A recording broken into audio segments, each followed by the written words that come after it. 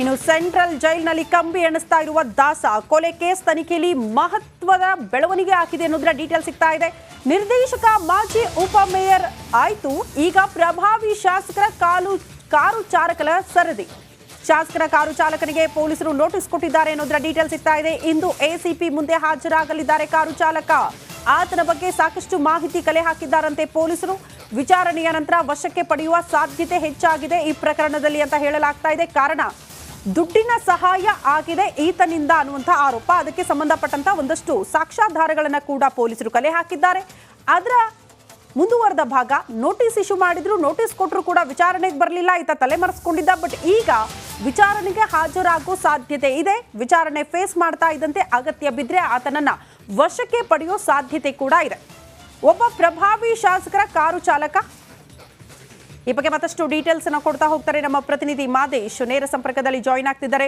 ಮಾದೇಶ್, ರೇಣುಕಾಸ್ವಾಮಿ ಕೊಲೆ ಕೇಸ್ಗೆ ಸಂಬಂಧಪಟ್ಟಂತೆ 17 ಆರೋಪಿಗಳು ಜೈಲು ಪಾಲಾಗಿದ್ದಾರೆ. ಬಟ್ ಇಲ್ಲಿಗೆ ಮುಗಿತಾ ಈ ತನಿಖೆ ಅಂತ ಬಹುತೇಕರು ಅಂದ್ಕೊಂಡಿದ್ರು. ಇಲ್ಲ, ಇನ್ನಷ್ಟು ಸಾಕ್ಷ್ಯಾಧಾರಗಳನ್ನು ಕಲೆ ಹಾಕ್ತಿದ್ದಾರೆ, ಇನ್ನಷ್ಟು ಹೆಸರುಗಳು ಈ ಪ್ರಕರಣದಲ್ಲಿ ತಳುಕು ಹಾಕಿಕೊಳ್ತಾ ಇದೆ. ಅದೇ ಈಗ ಒಬ್ಬ ಪ್ರಭಾವಿ ಶಾಸಕರ ಕಾರು ಚಾಲಕ, ಏನಿತರ ಪಾತ್ರ, ಯಾಕಾಗಿ ನೋಟಿಸ್, ವಿಚಾರಣೆಗೆ ಹಾಜರಾಗ್ತಾರಾ?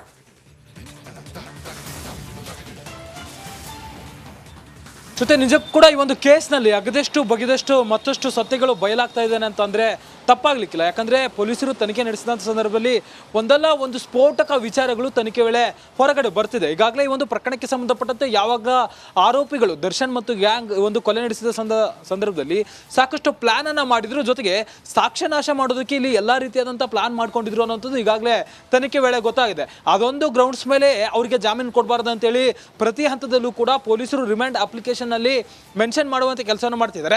ಈ ಒಂದು ಪ್ರಕರಣದಲ್ಲಿ ದೊಡ್ಡ ದೊಡ್ಡ ವ್ಯಕ್ತಿಗಳನ್ನು ಕೂಡ ಈ ಆರೋಪಿಗಳು ಕಾಂಟ್ಯಾಕ್ಟ್ ಮಾಡಿದ್ರು ಅಂತೇಳಿ ಈಗಾಗಲೇ ಪೊಲೀಸರು ಕೂಡ ಮಾಹಿತಿಯನ್ನು ನೀಡುವಂತ ಕೆಲಸ ಮಾಡಿದ್ರು. ಹಾಗಾದ್ರೆ ಯಾರ್ಯಾರಿಗೆ ಮಾಹಿತಿ ನೀಡಿದ್ರು ಏನು ಅನ್ನೋದಕ್ಕೆ ಸಂಬಂಧಪಟ್ಟಂತೆ ಒಂದಷ್ಟು ಇನ್ವೆಸ್ಟಿಗೇಷನ್ ನಡೆಸಿದಂತ ಸಂದರ್ಭದಲ್ಲಿ ಇಲ್ಲಿ ಓರ್ವ ಕಾರು ಚಾಲಕ ಇದ್ದಾನೆ. ಆತ ಪ್ರಭಾವಿ ಶಾಸಕರ ಕಾರು ಚಾಲಕ ಅಂತ ಈಗಾಗಲೇ ಮಾಹಿತಿ ಪೊಲೀಸ್ ಮೂಲಗಳು ತಿಳಿಸಿದೆ.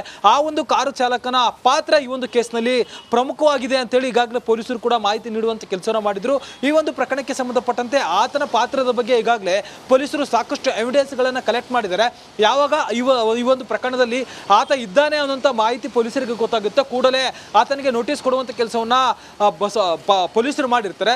ಈ ವೇಳೆ ಆತ ನೋಟಿಸ್ ಬಂದರೂ ಕೂಡ ತಲೆಮರೆಸ್ಕೊಂಡಿರ್ತಾನೆ. ಆದರೆ ಆತನನ್ನು ಹುಡುಕೋದಕ್ಕೆ ಪೊಲೀಸರು ಮುಂದಾಗಿರ್ತಾರೆ.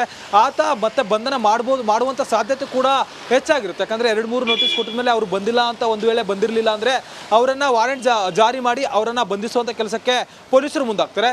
3ನೇ ನೋಟಿಸ್ ಕೊಟ್ಟಂತ ಬೆನ್ನಲ್ಲೇ ಆತ ಪೊಲೀಸರಿಗೆ ಇವತ್ತು ವಿಚಾರಣೆಗೆ ಹಾಜರಾಗ್ತೀನಿ ಅಂತೇಳಿ ಈಗಾಗಲೇ ಪೊಲೀಸರಿಗೆ ಮಾಹಿತಿಯನ್ನು ನೀಡುವಂಥ ಕೆಲಸ ಮಾಡಿದ್ದಾರೆ. ಹೀಗಾಗಿ ಇವತ್ತು ಆತನನ್ನ ಎಸಿಪಿ ಚಂದನ್ ನೇತೃತ್ವದಲ್ಲಿ ತೀವ್ರ ವಿಚಾರಣೆ ಮಾಡುವಂಥ ಕೆಲಸವನ್ನು ಮಾಡಲಾಗುತ್ತೆ. ಈ ವೇಳೆ ಆತನ ಪಾತ್ರ ಏನಿದೆ ಅನ್ನೋದು ಕೂಡ ಸದ್ಯಕ್ಕೆ ಸಾಕಷ್ಟು ಕುತೂಹಲ ಮೂಡಿಸಿದೆ. ಯಾಕಂದ್ರೆ ಆತ ಶಾಸಕರ ಕಾರು ಚಾಲಕ ಆಗಿರೋದ್ರಿಂದ ಶಾಸಕರಿಗೂ ಮತ್ತು ವಿಚಾರಣೆಗೆ ಹಾಜರಾದ ಬಳಿಕ ಏನ್ ಬೆಳವಣಿಗೆ ಆಗುತ್ತೆ ಕಾದ್ ನೋಡೋಣ. ಧನ್ಯವಾದಗಳು ತಮ್ಮೆಲ್ಲ.